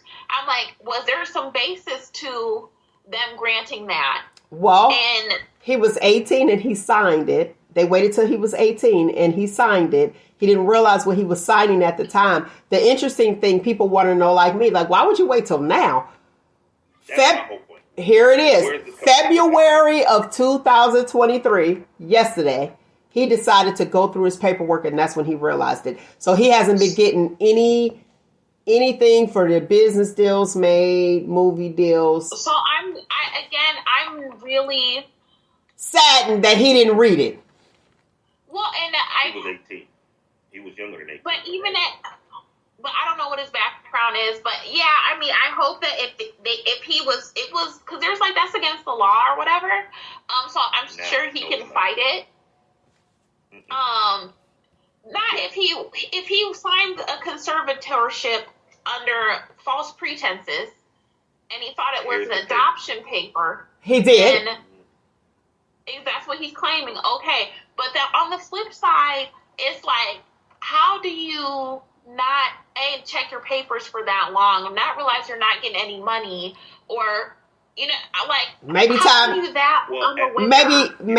that's when he had time to sit down. He's retired now and sit down and be like, let me look through all this stuff. But he has a 14-page. Wait a minute. He has a 14-page lawsuit now for that. Here's where the issue is. The Twitter people is calling for Sandra Bullock's Oscar return. Now, why she got to give it? I mean, she bodied the role, but she is not the Toolies. Like, why does she have to give? She did a job and she earned that Oscar. So now y'all want to take the Oscar back because it's a fraud? Here's the thing. Go ahead. He was living in the super projects, and he didn't have a mother, nothing. He wasn't being fed. These people, the Toolies, you said, took him in. They fed him. They whatever the case may be. So if you look at it as an investment, he's in the pros. He's went to college. They paid for his college. If this is true, all of these things that he went through got him how I feel. Yeah, but here's the thing. If he signed anything about his likeness and stuff like that, I play Madden, and most guys play Madden or whatever the thing is. My favorite back is, Walter Payton or Barry Sanders. They have Walter Payton's stats. They have his likeness. They have his signature moves and everything. But they did not get paid for their likeness. NBA, NFL, anything. Just like the jerseys that you see wearing, the player, Michael Vick gets not one red cent from that. He was on the cover of Madden, EA Sports.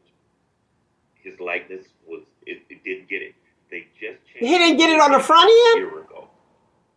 You don't get nothing. EA Sports, your likeness. Michael Vick's speed was this on the game because he's a fast person. But you don't get anything that has anything to do with your likeness. I think they're just changing that in the last year or two. So, if the Blindside dude goes back, they're going to be like, well, that wasn't even a part. You couldn't have got it anyway. But, well, he ain't get it for the movie. Right. Well, I mean, they used his likeness and his story and everything. Might be a little different, but I mean, the laws are set up to where you are just arts and entertainment, black people. Now go sit down and here's 25 cents. I didn't make 20 billion, but I gave you your 25 cents, so sit down and shut up. That's it, pretty much. Amber, do you want to read the comments? So this helps. This give us some insight. Okay, so Marcia Tucker of Facebook said, I went to a comedy show. They locked my cell phone in a bag, and there was a certain section you could go to for them to unlock the bag, and you could use your phone in that designated area only. Okay, so that helps. I appreciate that. Thank you. I wanted to keep that up there. I wanted, so people can have some insight. Because I'm thinking like the car, that's pretty far.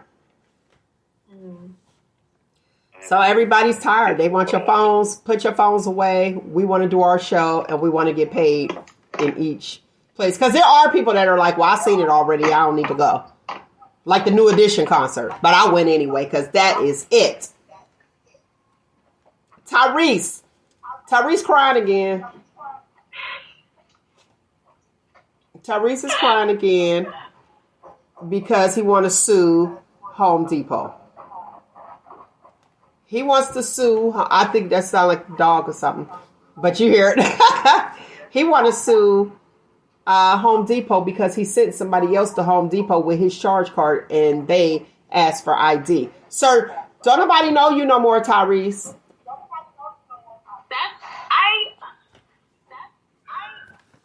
What you got? He's just like out of touch.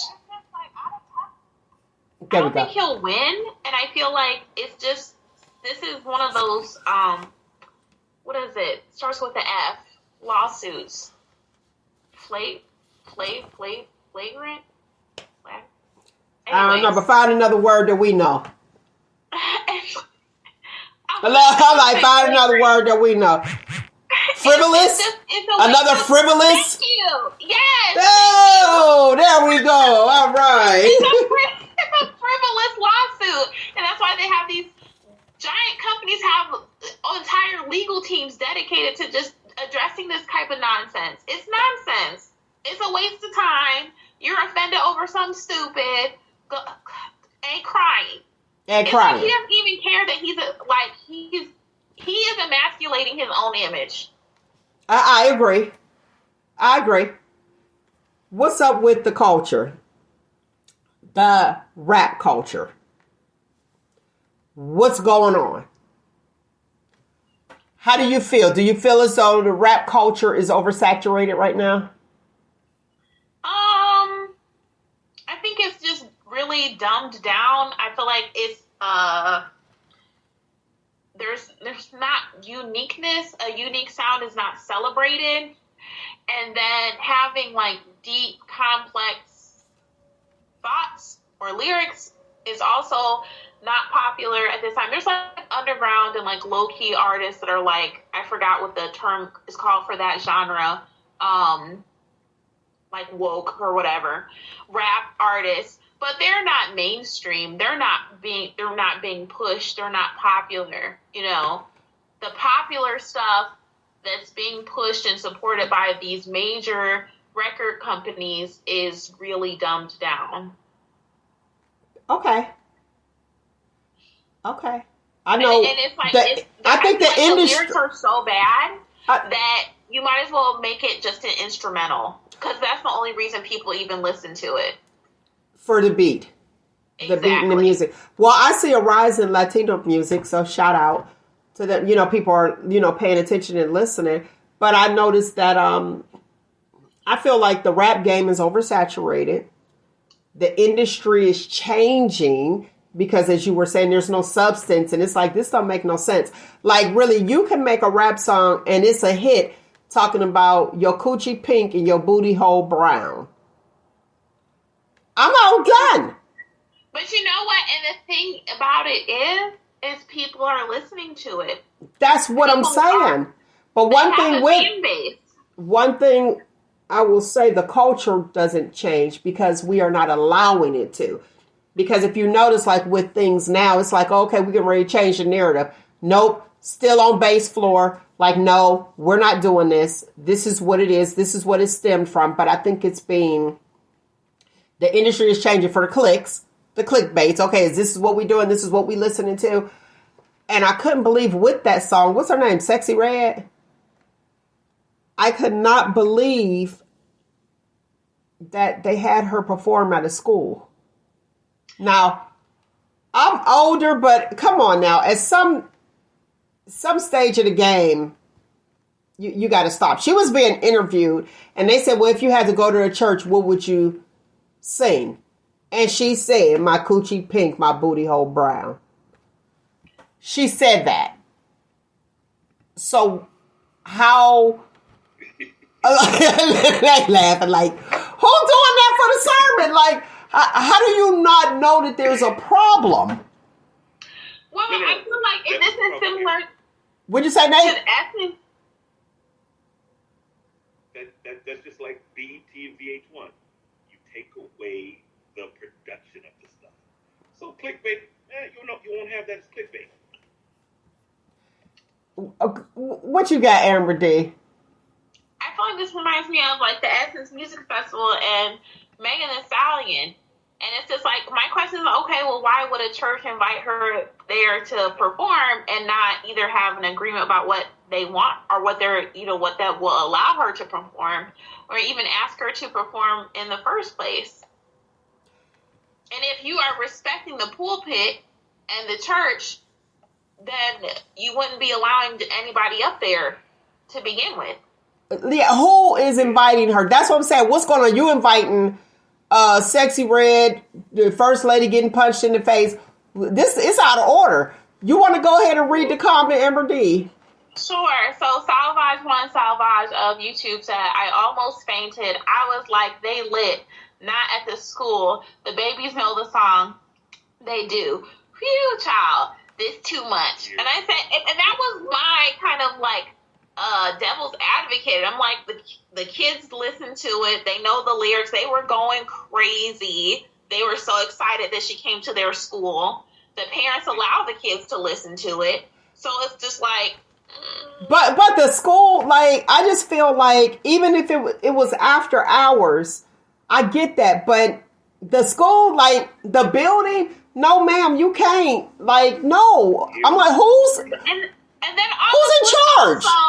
Also, you think the kids aren't talking like that to each other? Well, you know they are. But there was a different... Think about it. It's a different conversation at school than it is at the home front. Your parents didn't know all that extra stuff. But here's the thing. We have to keep the kids interested in something. They don't... at church, I would be the youth ministry. I'm 50.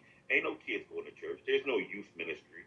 I mean, we doing anything we can. And with there not being a youth ministry, that tithe is, that $4 I keep putting in the plate don't go as far. So, Nate, if you're the youth minister, you bringing Sexy Red.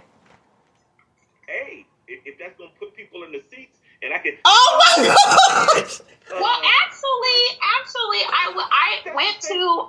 Wait, I need to hear his point. Hold on, Amber D. Go ahead, finish it. Listen. Here we go. The sad part about church, and now this is Nate's personal, so it's more of a style and fashion show. It's based upon how I can make you feel, as opposed to me telling you fact or truth. I can say, I don't know who I'm talking to, but somebody's going to get a whole bunch of money. And all the women, well, a couple of men, I'll receive that. He's talking about me. I'm going to receive it. Feel good. Because it makes you feel good. And if I'm not getting people in my seats that I can perform or make you feel good, I can't afford the private jets or my Lincoln. Nate, you ain't gonna. You can't even justify that. My coochie pink, my booty hole brown in the youth ministry. How many people showed up? Listen, I ain't. Go. What you? Okay, go ahead, Amber D. I want to hear your point. Go ahead. Okay, so I recently went to a block party hosted by a church, and they were playing Christian rap music, and it was good.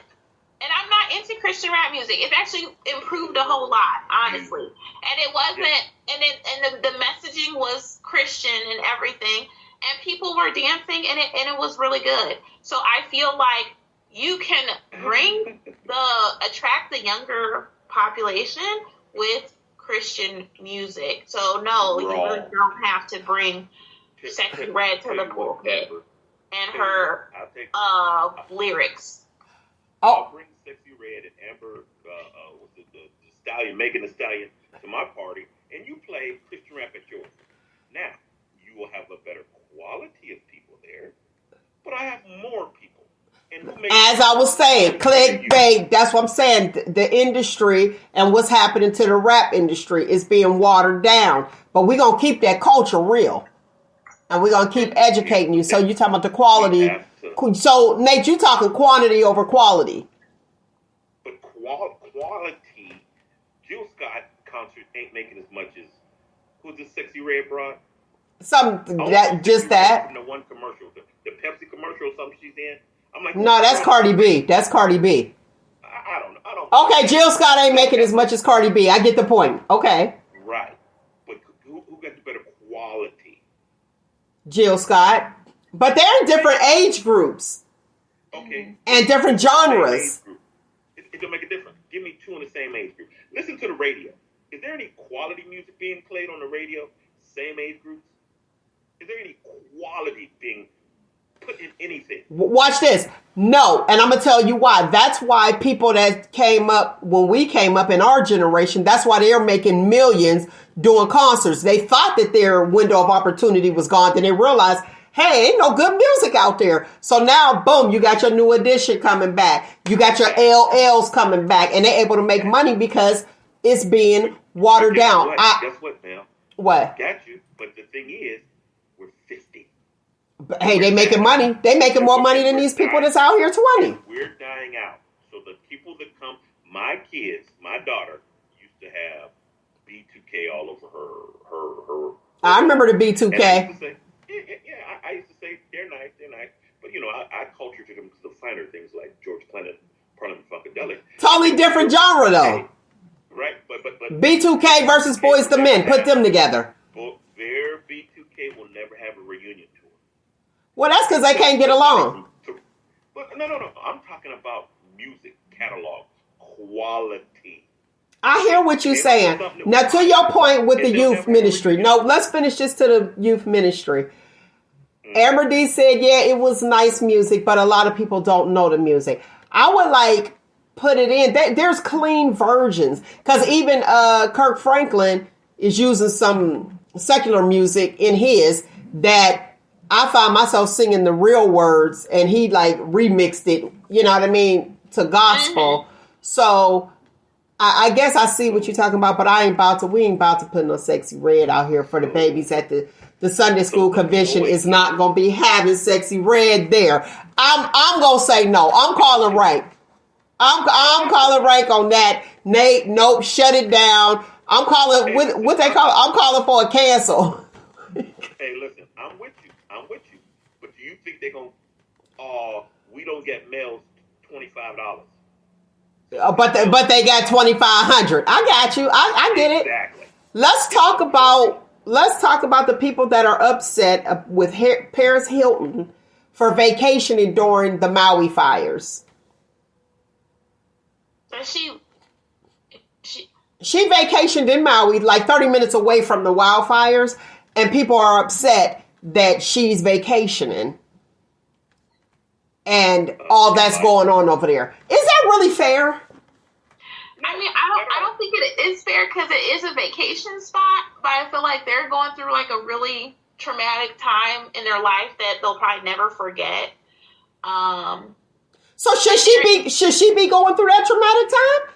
No, I just think that that's what people do when they're going through a difficult time. They kind of deflect and project, and that's what it's kind of coming off to me as. So let's say, for instance, so Nate over there hungry on another side of town. Yeah. Okay, Nate, I'm gonna send you some food, but I ain't about to be over there wondering, like, okay, like I ain't gonna sit at home and be sad that you hungry. But you're over there eating steak and lobster, and you want me ramen. Listen, guess what? You do what you want to do. I sent you some. I sent you some oodles of noodles. You got something to munch on. Like everybody, get behind me and my toy. Mel sent me ramens, and she's eating steak and lobster. I think that's the craziest thing, though. It's like, so why should I feel sad that you going through a time? I'm going to assist you, but I'm not going to feel sad. I just need people. I need some understanding. And here we go. Thank you. We got a comment, Amber D. Okay. So Marcia Tucker of Facebook said, no, it's not fair because for me, my vacation package would have already been purchased prior to the wildfires. See? And that's what I'm thinking. And she's so removed, but even if you weren't, so if something tragic, God forbid, something tragic happens at your home front. Okay, let's talk about, what was that? East Palestine. So were we supposed to not go to work or anything? Were we supposed to be like outraged? I just feel like what the world is, or society is wanting us to do is, if this person is sad, everybody needs to be sad. Stop living your life and everybody suffer. Well, that kind of reminds me of the Ukraine situation. And then just recently, President Biden, about the wildfires, he was going to give them a singular $700 check, even though the cost of living is very high there. And like the U.S. and President Biden spent like millions or billions to Ukraine. And it's just like, a lot of people had issues with the Ukraine, the aid that America has given, and I agree with it. Like, we do need to take care of home first. We have our own problems. We have homeless. We have veterans. We have the wildfires. And so you're going to sit here and throw $700 in these people's face after their whole lives been literally burned down to the ground.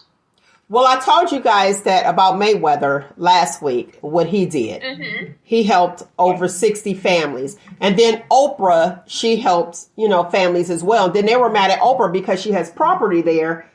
Why are you upset with Oprah? She helped. Like, am I obligated to do something that I didn't start? I can see if these people actually damaged it themselves, but they didn't. And since my property wasn't affected, now I'm the bad person. Is that really fair? It's deflection. I feel like their emotions are probably running high, and I feel like there's a culture.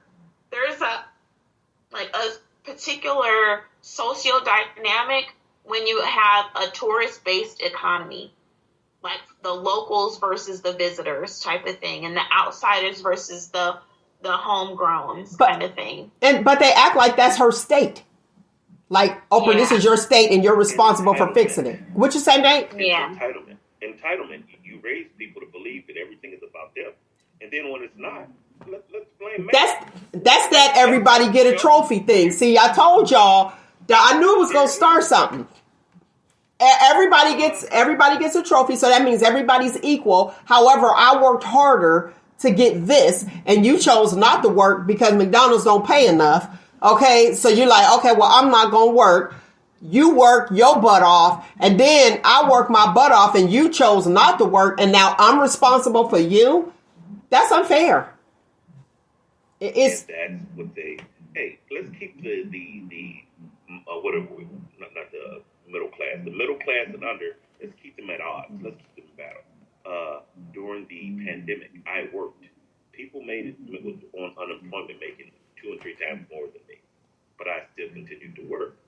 So guess what? It's not fair. It's, what's the word? Give me a big word, Amber. It's keeping everything, I'm going to say confused, keeping us in a confused state.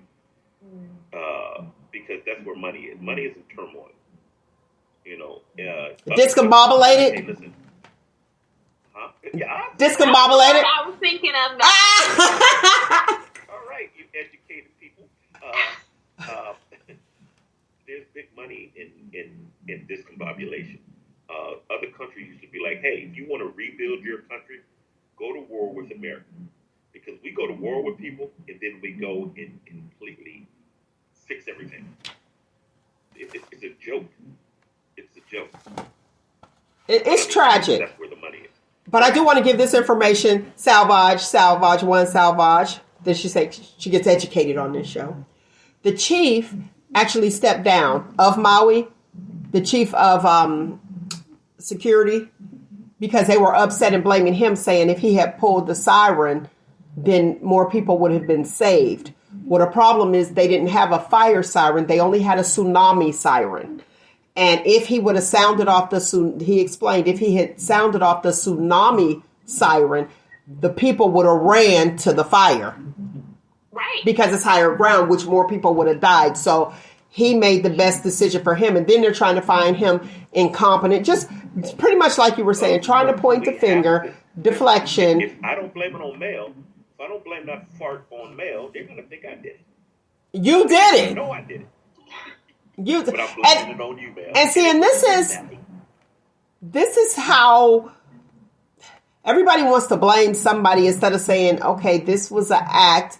It happened. It was unfortunate. And, you know, we can mourn, we can remember, but can we move on? And I'm not saying move on tomorrow, but let's stop blaming people who had nothing to do with it just because I have property over there and I'm obligated to help you instead of you helping yourself. That's what's happening all over. That's what's happening all over. It's like, okay, well, if I think we all doing what we need to do. We all scratching and surviving. Everybody just don't look like they're scratching and surviving. But I think it's unfair to say, well, they have more money. Would Jay-Z say more money, more problems? They have more money, so if they're living in this big house, well, they got more bills. Like, at some point, we got to look at that, and why is it that they have to help you when they're trying to help themselves? Because I even look at how with people playing sports, and we got a few minutes, and I want to talk about this. People playing sports, and I need understanding. So listeners, please call in, comment like you guys are doing, because I need understanding on this.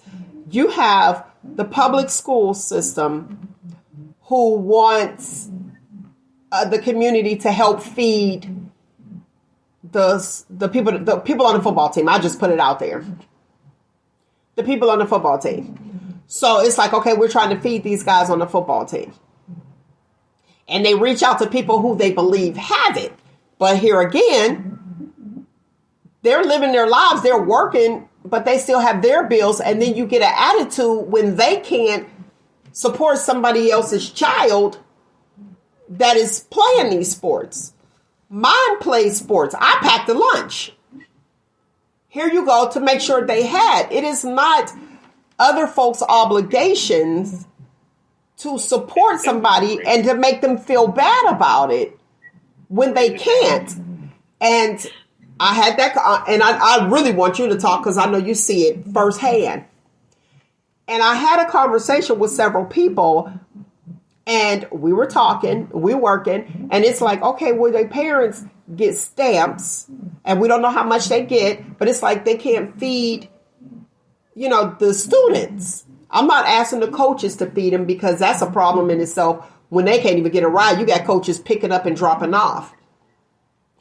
And then one of the parents, she said, well, that's the only time that the children eat. So you have students who are playing sports for dinner. Let's talk. Here's the thing. Let's shop talk. Go ahead.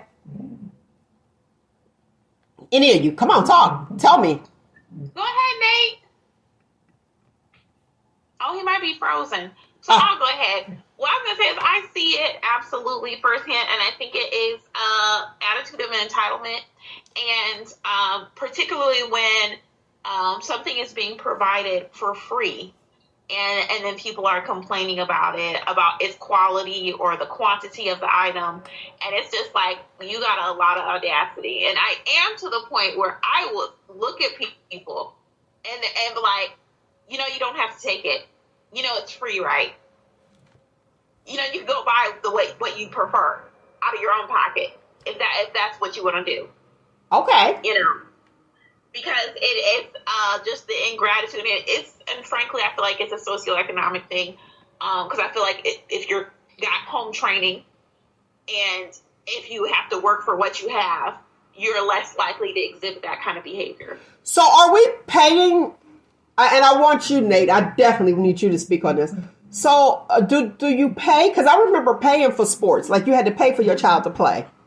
Do we do that in public school? That only happens What'd you say, Nate? It's the certain schools. Okay, go ahead. What'd you say, Nate? That only happens in lower income schools, things like that, where there's no tax base. Every city is built around your school. Your school brings your tax base, your property taxes, and everything is based on your school.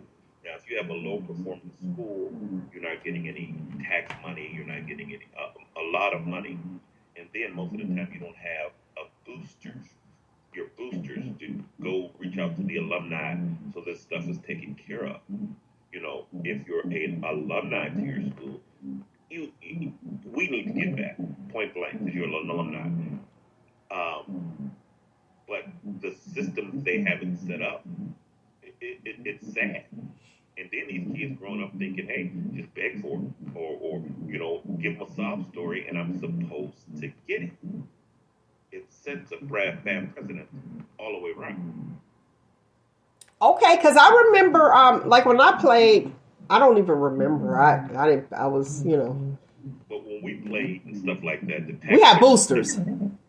Right, we had boosters, and then the mill was semi-open, in high school. But we had General Motors, so we had a tax base. So people were living in the city, paying taxes, property taxes, stuff like that. You don't have that anymore. So, and you know how many vacant houses or empty lots there are in Youngstown? So you don't have people paying taxes to fund these things for school. So is that where the problem is at? Yes. If you have nothing to pull from, okay. Right. I mean, nothing. And then you have a system that they don't really have a good booster. I've never known these to have a good booster, you know, setup. So everything starts from economics, the school, keeping people living here. You know what I say? There's not a lot of people living here. I get that, but watch this. The boosters were the parents. Most of the parents or family members. But if you don't care about your child, like, and I understand working the whole nine, we had to set up, like when mine were in school, we had assigned, what's that called? Concession duty. Gotcha. Matter of fact, my last concession duty, I wore this shirt. I was so hyped. I was like, my last one, you know, but we had concession duty, but you also had to pay for your child to play sports. At some point, I just feel like we are caring more about the children that are there than their actual parents. Am I wrong for saying that? No. Not at all. And it's very true. And it's you know, and I feel like most people that come up in this environment, they get a wake up call when they get older. Like, no, begging isn't good enough. Like, it's cash money. Okay, check or card. And if you can't pay, there's the door. Sorry. When I was growing up, our sports were free, but other ones you had to pay for like your uniform or a specific shoe or something like that. So it was still expensive to it. And Where'd you go to? I went to a high school. And that's all that matters. She's not from here. I'm not from here. Go ahead. So, and then as far as what I see right now, absolutely, it's like, and then this is absolutely other people care more about the child than their own parents, and it really sucks. But that's also called reality. And the more you try to like cover for it, I feel like it's like that child's gonna realize that eventually on their own. Like, man, my parents weren't really there for me, or they were just indifferent. And then that parent, like, that just feeds into their entitlement. Like, oh, you don't care about, like, no, you should care about your kid. You should be worried about where your kid is, how your kid's going to get home. Why are you sending your kid somewhere and you don't have a way to retrieve them? And then arguing. I want to read this comment. Salvage of YouTube said, I used to bring snacks as a parent back in the day. I won a Cheer Mom award before I was... Okay, so she was shocked. That was nice, though, because she did that. And that's cool. That's really nice. But what you said, Amber, as far as like, you know, they don't care, your own parent don't care, and somebody else is doing it, i.e. like The Blind Side, this here Michael Orr thing, is like, okay, I got you in this situation. I mean, I don't know the ins and out, but come on. I mean, would you have been here? Your life was different. Not saying there's just rob and blind. I'm not saying that.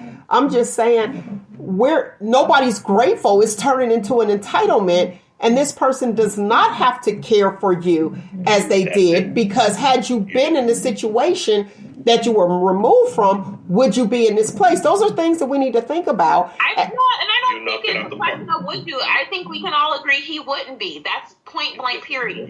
And as far as, I mean, this is literally the first thing I thought, and then my first question, because it seems like he's delayed. Like, I don't understand how this, like... But look at this. I wanted to speak to this. How about, okay, we feed your child. We feed, for the football team. We feed your child. I'm going to, and the crazy part is you want to penalize and be upset at the people in the community not helping. Oh, so I volunteer my time and I'm real busy. I don't have any investment. This is, here, but I'm investing in the future, I hope. And then you want to yell at me or argue or have a problem with, oh, you're late. Oh, hold on. How about their parent is not there? Like, okay. What's happening?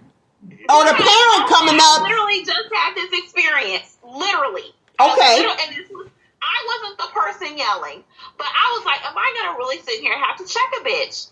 Like, you understand what a volunteer is, right? Like, they are not obligated. If they can give us 10 minutes, we'll be grateful for the 10 minutes, because they are donating their time for our effort.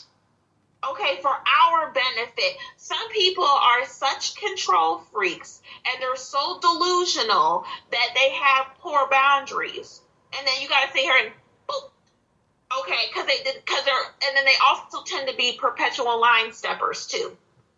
Oh. I can't. And it's line a steppers. level of entitlement and control. Mm-hmm. It's usually a control freak. It's wild. Or the parent will come and say, well, my child is allergic to this. Well, how about you pack a lunch? Well, my child don't eat that and they didn't like this and you gave them that. How about you pack a lunch? What they like then? How about you come? How about you come to a game? Do your kid know he don't like that? Because he came back for seconds. Okay, or came hungry, right? Hungry. Okay.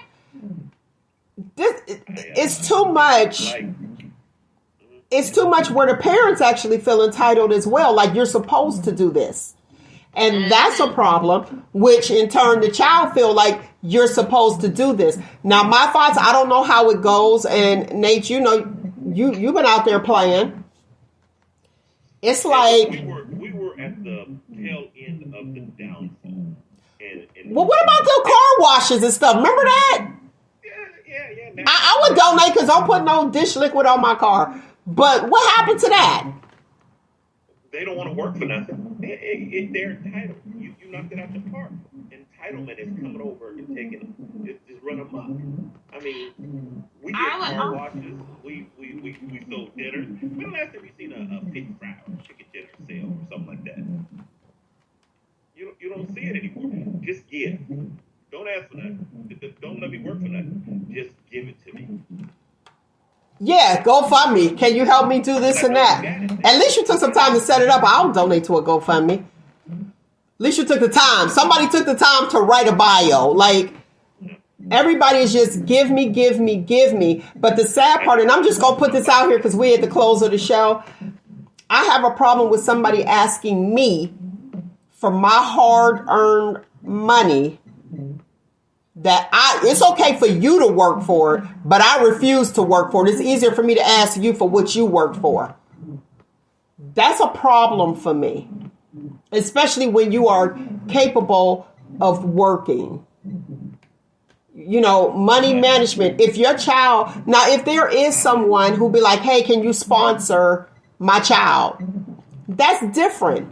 You want to play sports. If I see somebody that's all in and you want to play sports, okay. But if you want to make somebody do something and they're not interested, I have a problem just throwing my money away because I work really hard for everything that I do and to earn it.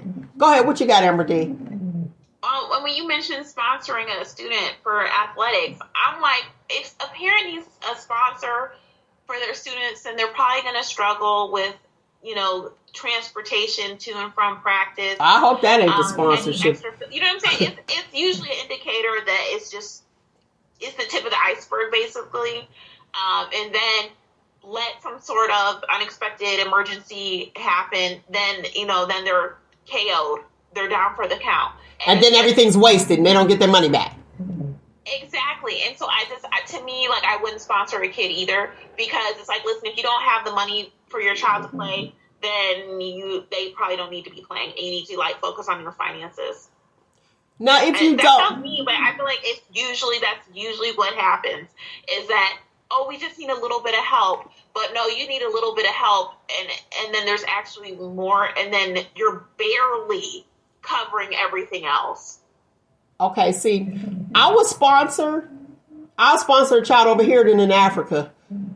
I ain't trying to be funny. You know how they had them people over there with the flies and stuff? I know. I don't know where it's going. Charity starts at home. Yeah, I would sponsor somebody, but I would need to know that they're, you're going, they're, doing what they have to do. Because I believe in people having issues. I do. And I know that there's people out there that really want to do good and want their child to play or do whatever, but they can't.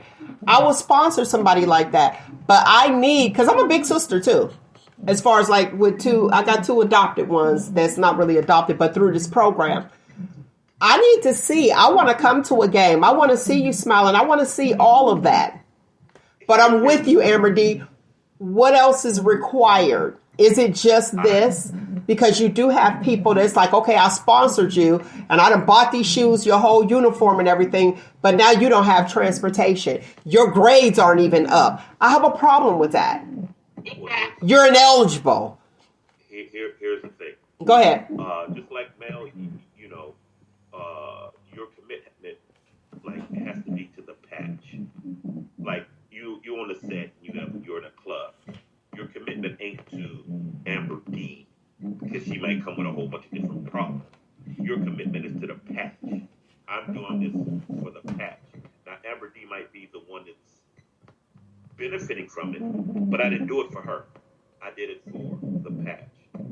So you have to separate. Oh, well, Amber ain't got a ride. Her grades is messed up, this, that, and other, blah, blah, blah. But the patch or the school needs your help.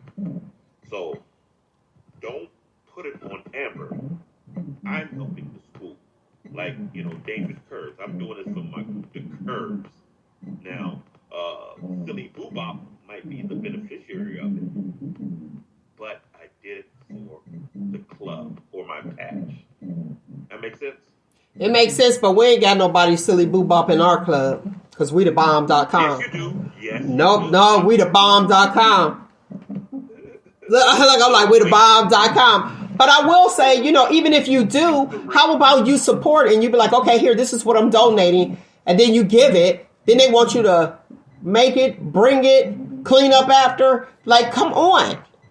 Tell me what. That's the lotto. That's the lotto thing. That's you just don't want to do nothing, and that's a problem for me. And I don't mind that, but I want to say this for the coaches out there. When the coaches, they volunteer their time, and it is so unfair to expect the coach to pick your child up, drop them off. They have families too.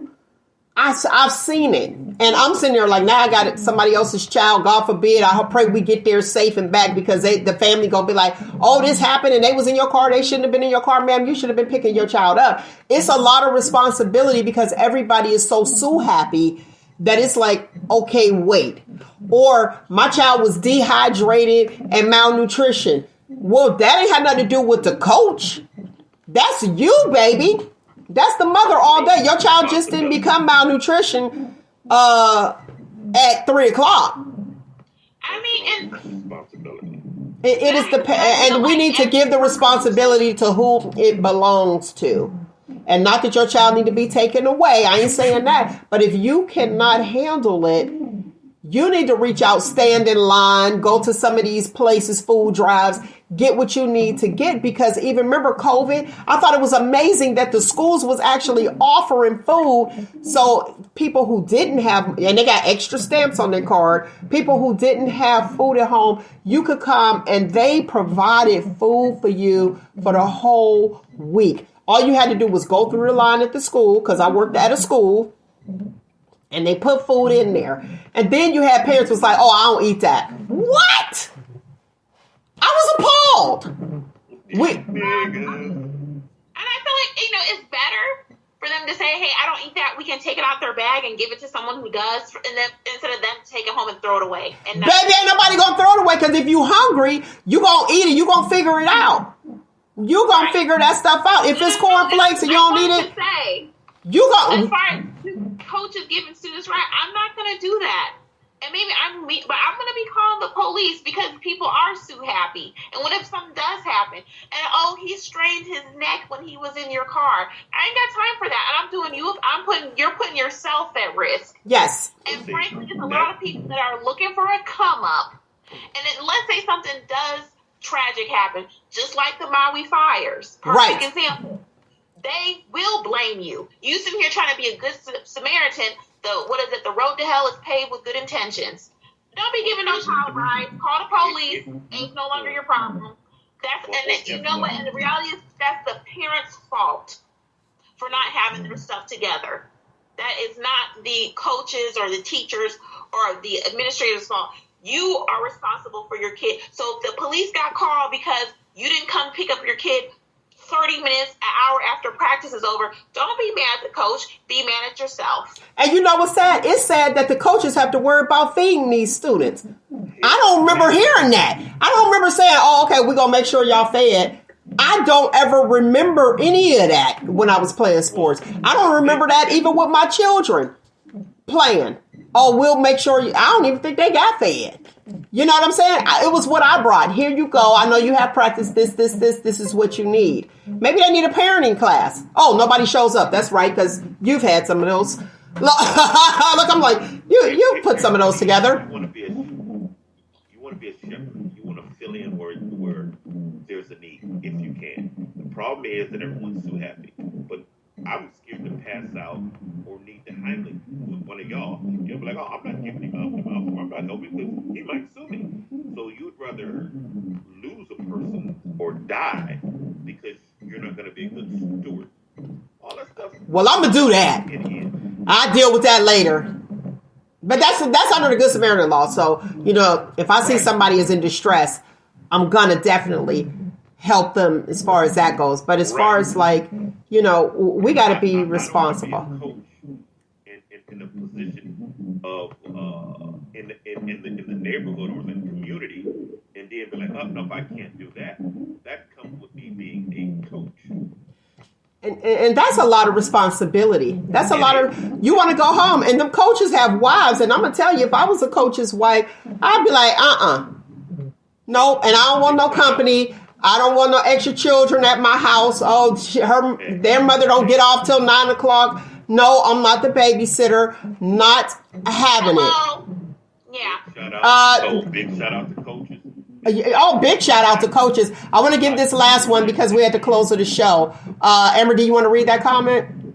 Sure. So Bob Hayes says, Nate, thank you and my East High Golden Bear family for the kind gesture pertaining to my loss. Bob, you family. Class of 90, baby. We family. Okay. All right. Today's footnote. Oh, look at her. Okay. Cherie Childcare said, right. We are, there you go. Go ahead, Amber D. Okay, so Cherie Childcare of YouTube said, right, we are on a schedule, coach. I am not the babysitter. And see, and that's it. And the coaches, everybody, it affects everyone's life. These parents are having these children and doing whatever they want to do, but it affects every single person. So today's footnote is, we all have one life. Allow us to live it the way that we choose to live it, as long as it's not harming someone else.